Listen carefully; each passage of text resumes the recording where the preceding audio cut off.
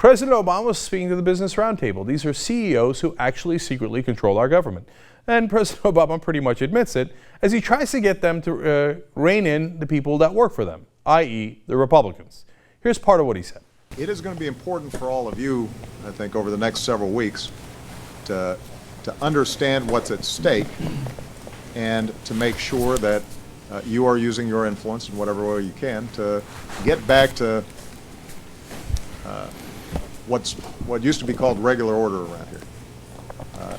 Doing things in a way that reflect the genuine, messy negotiations of democracy, but do not promise apocalypse every 3 months. Isn't that amazing?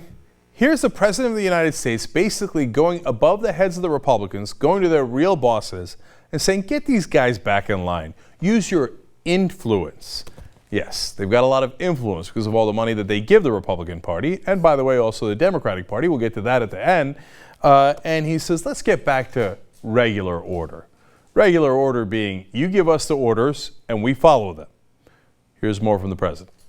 You have never seen in the history of the United States the debt ceiling or the threat of not raising the debt ceiling being used to extort a president or a governing party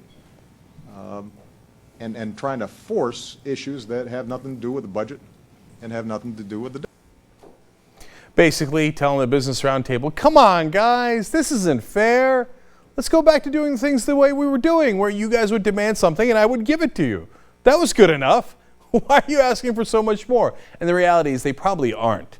I think these are the guys who think that the Tea Party guys like the Koch brothers, etc., have gotten greedy. They're like, look, man, we had a good thing going. We got the Democrats in our pockets too.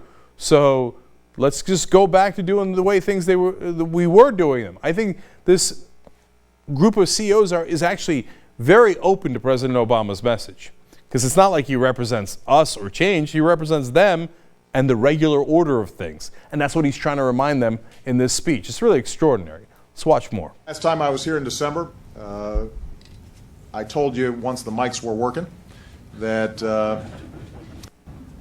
I'm hugely invested in your success.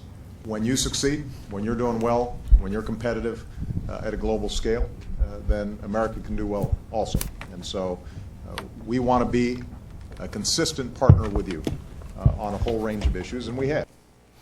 Well, now that's the God's honest truth.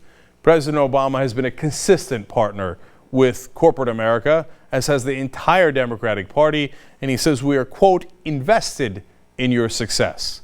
Well, vice versa as well. They invested in you, and they're getting exactly what they wanted, the status quo.